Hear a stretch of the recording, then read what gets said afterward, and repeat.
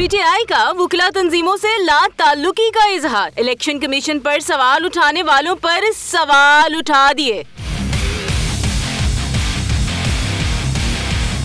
पाकिस्तान तहरीक इंसाफ के सीनियर रहनुमा हामिद खान ने चीफ इलेक्शन कमिश्नर से इस्तीफा मांगने वाली वुकला तंजीमों से मुतालिक कहा है कि इन बार्ड्स की मौजूदा क़यादत जानिबदार है और वुकला बरादरी की हकीकी तर्जुमानी नहीं कर रही। इनकी बात पर एतबार नहीं किया जा सकता। ऐसा लग रहा है कि ये लोग किसी के इशारे पर ऐसा कर रहे हैं। शायद इन इक़दामात का मकसद इलेक्शन मुलतवी कराना है और पीटीआई इसके हक में नहीं। हामिद खान का कहना था कि इंतखाबात ऐलान करदा तारीख 8 फरवरी को ही होने चाहिए। जरूरत सिर्फ इस अमर की है कि ये अमल साफ शफाफ हो और तहरीके इंसाफ समेत तमाम जमातों को इलेक्शन में हिस्सा लेने की मुकम्मल इजाजत हो। इमरान खान के वकील और सीनियर कानूनदान ने मजीद कहा कि अगर रिटर्निंग अफसरान अदलिया से होते तो बेहतर होता, लेकिन अच्छी बात यह है कि पूरे इलेक्शन अमल की निगरानी सुप्रीम कोर्ट ने अपने जिम्मे ली है और पीटीआई को तवक्का है कि अदालत उज़्मा इलेक्शन कमीशन पर नजर रखेगी कि किसी के साथ ज्यादती, नाइंसाफी या कोई गैर कानूनी अमल न करे। ईसीपी का जानिबदाराना तर्ज़े अमल काबिले कबूल नहीं। तहरीक इंसाफ से बल्ले का निशान छीनना बहुत बड़ी ज्यादती और नाइंसाफी होगी।